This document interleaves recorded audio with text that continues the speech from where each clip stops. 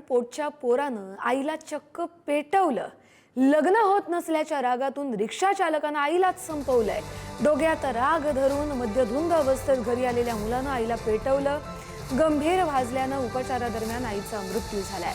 धुळे तालुका पोलिसांनी मुलाला ताब्यात घेतले आणि लग्न लावून देत नसल्याच्या रागातून या रिक्षा चालकानं स्वतःच्या वृद्ध आईच्या अंगावर ज्वलनशील पदार्थ टाकून तिला पेटवून दिल्याची हृदयद्रावक घटना मध्यरात्रीच्या दरम्यान घडल्याचं कळलं। 65 वर्षीय जिजाबाई खरनार या घराबाहेर खाटेवर बसून मुलाची वाट बघत बसल्या होत्या।